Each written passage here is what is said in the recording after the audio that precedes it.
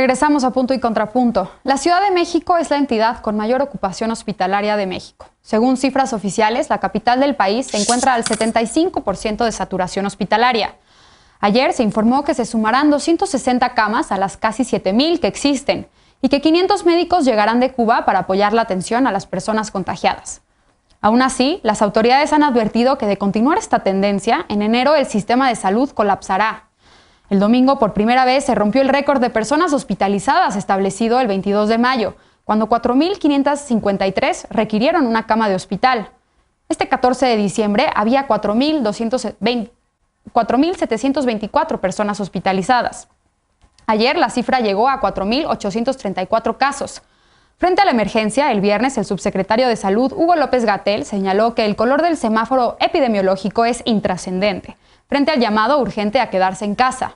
López-Gatell dijo que a nivel nacional había una ocupación del 41%, mientras en la capital el 78% de las camas estaban ocupadas. El gobierno capitalino se ha negado a cambiar el color del semáforo, aunque insiste en que estamos en un estado de alerta frente a la pandemia y llamó a las y los ciudadanos a no salir si no es necesario, no acudir a fiestas, reuniones o posadas, que una sola persona haga las compras familiares, mantener la sana distancia y el uso de cubrebocas y en caso de síntomas o contagio, aislarse. Eso no intrascendente el semáforo epidemiológico. María Clemente, ya restablecimos conexión contigo. ¿Cómo ves este último tema de la noche? Un tema muy preocupante. Estamos en un momento muy crítico de la pandemia, más aquí en la Ciudad de México. ¿Cómo estás viendo tú la estrategia del gobierno de Claudia Sheinbaum aquí en la Ciudad de México y la respuesta de la ciudadanía? Pues mira, creo que la estrategia pues es la que se tiene que aplicar en el sentido de que estamos enfrentando una doble crisis, la crisis sanitaria, pero también la crisis económica, en la que las personas más pobres somos las que no podemos guardarnos, digamos, una nueva cuenta en una cuarentena como la que vivimos hace unos meses, en el sentido de que no podemos estar encerrados en la casa, tenemos que salir para trabajar. Para muchas personas que nos autoempleamos, en mi caso, por ejemplo, que yo soy taxista, si no saliera, si tuviera que vivir un encierro así de este tipo, pues se me acabaría el sustento de vida, no podría ni siquiera salir a comer, o sea, no tendría con qué tener un sustento para llevar esto, y esto se replica en las vidas cotidianas de mucha gente en la Ciudad de México. Yo creo que la doctora Claudia, jefa del gobierno de la Ciudad de México, ha enfrentado esta crisis bastante bien, de hecho muy por encima del resto de los gobernadores en la República Mexicana, y creo que este sentido de alerta va en el que muchos dicen, ¿por qué no dicta el rojo todavía? Las cifras aún no están así. Este sentido de alerta para alertar a la población de que tengamos estas medidas preventivas, justamente pues por la reacción social que va a haber por estas fechas que hay en este mes de diciembre, por las celebraciones que hay, en la que no se van a tener medidas punitivas, pero que se esté invitando a la población, alertándole de lo que puede venir en el caso de que no tengamos una conducta social adecuada para prevenir que se aumenten más, y entonces si hay una crisis en los hospitales y no se pueda recibir a más personas que, digamos, tengan el contagio del virus y desarrollen alguna de las causas que puedan ser propensas a una muerte, ¿no? Entonces yo creo que se está enfrentando bien y que esta alerta está bien. Hemos visto quienes hemos tenido la oportunidad de salir a trabajar o de salir a alguna actividad en la ciudad, pues cómo está plagado de información por todos lados, ¿no? Anuncios, y cómo está el personal del gobierno de la Ciudad de México, pues también en zonas estratégicas, en puntos, pues haciendo la invitación a la población, repartiendo gel antibacterial y todo esto. Yo creo que está muy bien la atención que se está dando, es adecuada para no afectar más a la vida de las personas que menos tienen en la Ciudad de México y toda la zona metropolitana. Bien. Alfredo, ¿tú estás de acuerdo con esta lectura que hace María Clemente? ¿Por qué no declarar semáforo rojo con los niveles de saturación hospitalaria que estamos viendo? Ella menciona ya precisamente que quizá un cierre a la economía, un nuevo cierre sería insostenible para la Ciudad de México y tendría que ir acompañado con apoyos económicos desde el gobierno de la Ciudad de México. ¿Cómo lo estás viendo tú? Coincido contigo, que ahí lo que lamentablemente ha faltado durante toda la pandemia y en el momento que estamos viendo que es el peor, pues son esos apoyos para que la gente pueda, en medida de lo posible, sostenerse y que una crisis no agrave más la otra crisis. Todas, a diferencia de lo que dice María Clemente, nada más veamos los parámetros que tenía para el semáforo rojo, todo lo que tenía que pasar, pasó. La verdad es que estamos en un semáforo rojo, nada más que no se ha declarado y no se han dictado las medidas para parar, para frenar. Yo creo que llega un punto en las sociedades, y la capital creo que ha dado muestra de eso, el que la colectividad da la cara por el mal gobierno, por los malos gobiernos. Veo como un ejemplo muy reciente que desde luego creo que todos los capitalinos tenemos en el corazón, que es los sismos de 2017. Y ahí se vio la capacidad de organizarnos, de superar al gobierno cuando la crisis y cuando las vidas estaban en peligro.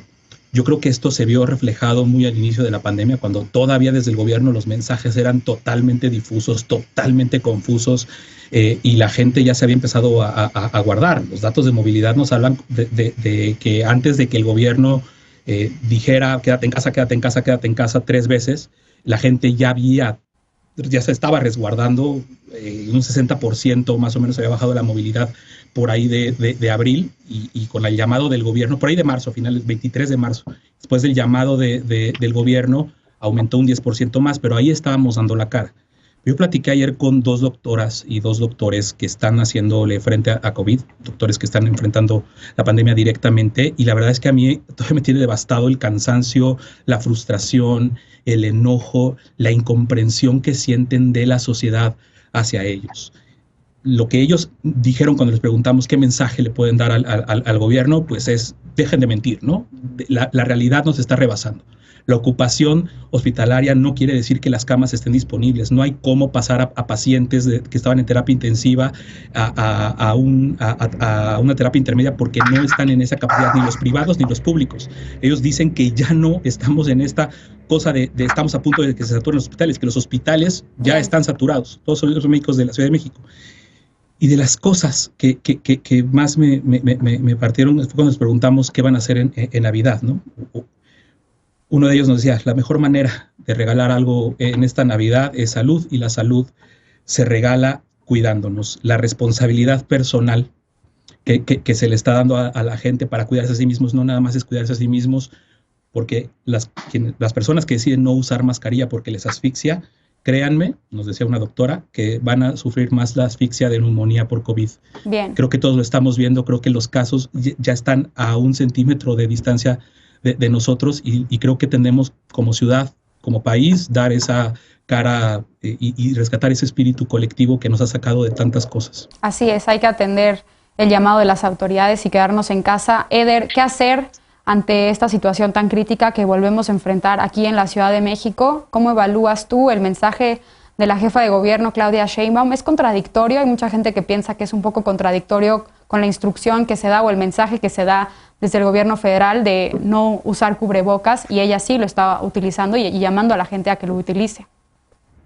Sí, a ver, yo creo que el gobierno estatal que mejor ha actuado frente a la pandemia de lejos es el gobierno de la ciudad. Ha sabido complementar muy bien la estrategia nacional con estrategias locales que pudieron dar mayor seguimiento, acompañamiento personalizado a las personas que viven en la Ciudad de México y que tienen síntomas de COVID.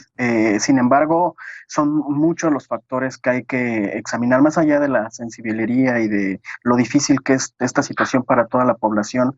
Por supuesto que la Ciudad de México, para empezar, diario recibe a la mitad, el doble de su población la recibe del Estado de México, y eso complica mucho. Segundo, estamos en fechas decembrinas en donde mucha de la población tiene la mayor cantidad de ingresos por la venta de distintas cosas, y eso también viene a complicar.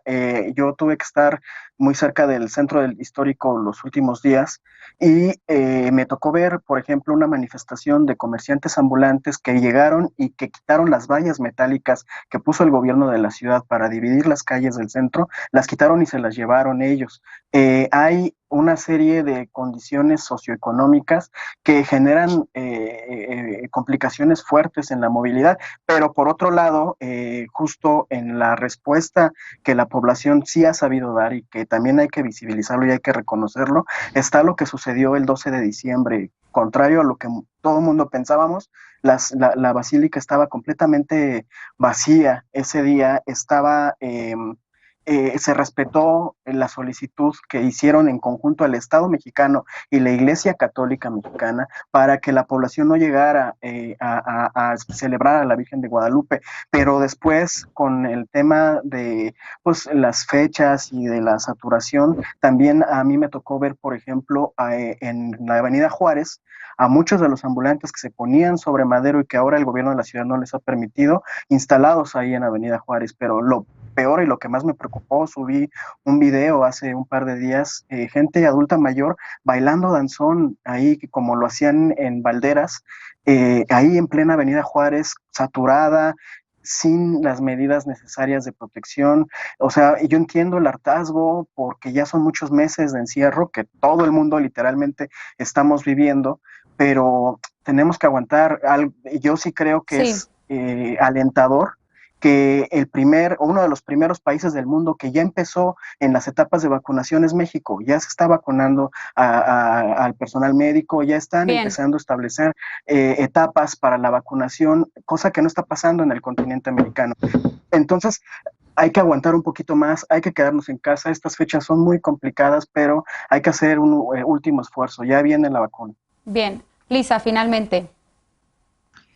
Pues mira, acabamos justamente hace unas horas se presentaron los datos del reporte diario y yo sí creo que ahí es en donde tenemos que poner nuestra atención, ¿no? O sea, 10,499 casos en las últimas 24 horas, 11,000 en las últimas, en las 24 horas anteriores, el viernes y el sábado pasado tuvimos más de 12,000 casos y justamente también pudimos ver las primeras declaraciones con respecto a la evolución de la pandemia de esta semana de Víctor Hugo Borja, el director de prestaciones médicas del IMSS, que dice que este segundo pico pues tiene ya muy superadas las capacidades de internamiento que se presentaron no solo en mayo, sino entre junio y julio pasados. Hay más de 8,000 personas que requieren hospitalización severa por casos de COVID. Dice que ellos tratan aproximadamente al 60% de las personas que necesitan hospitalización por COVID, pero no solo eso, lo que anuncia es que si las tendencias siguen así, que además la misma jefa de gobierno ya lo ha dicho varias veces, los contagios normalmente requieren las hospitalizaciones y la atención entre 5 y 10 días después, y ahí sí hay que reconocer que uno de los mensajes contradictorios, más allá de si su suéter y su semáforo, ha sido que durante toda la pandemia se nos ha recalcado que si no requieres atención te quedes en tu casa y te quedes en tu casa hasta las últimas, y una de las causas de la sobremortalidad que tenemos nosotros en México por COVID es que la gente llega a los servicios de salud demasiado tarde, pues es justamente que todas estas personas que van a requerir hospitalización le van a quitar lugar a muchas otras personas que requieren hospitalización para otros padecimientos, y el mismo funcionario del IMSS ha dicho, aunque hemos ampliado la capacidad hospitalaria, si el número de casos de COVID sigue aumentando, corremos el riesgo de tener que dejar de atender a otros enfermos de otras enfermedades para atender a los pacientes de COVID. Creo que con ese mensaje es con el que nos tenemos que quedar. Ya no solo se trata de protegernos a nosotros mismos frente a una infección que es muy azarosa y a unas personas nos trató relativamente bien, pero a otras personas genuinamente las ha mandado a la tumba, sino que también tenemos que pensar en cuál es el impacto que esta pandemia va a tener sobre la salud pública global, en el entendido de que mientras más reconversión hospitalaria hagamos para esto, menos otras patologías vamos a poder entender. Y solo manera de anécdota, ahorita en este momento tenemos un amigo que sospecha que es positivo al tema de COVID, no hay pruebas que le puedan hacer a domicilio en ningún lugar, ¿no? Va a tener que hacer filas exponiendo a otras personas para poder lograr la prueba. No hay concentradores de oxígeno para la renta en ningún lugar, pese a que su saturación está peligrosamente bajando, y no hay manera de que lo reciban en ningún hospital en este momento, porque incluso los privados que ya no están atendiendo COVID ya también están saturados, justamente porque la gente está a la merced de que se abra una cama con un ventilador, con un médico capaz de atenderlo. De verdad, los que podamos, quedémonos en casa y sigamos las medidas de prevención. Así es, solo queda reiterar el llamado a quedarse en casa si no es indispensable salir, evitar las reuniones decembrinas para evitar el colapso del sistema de salud.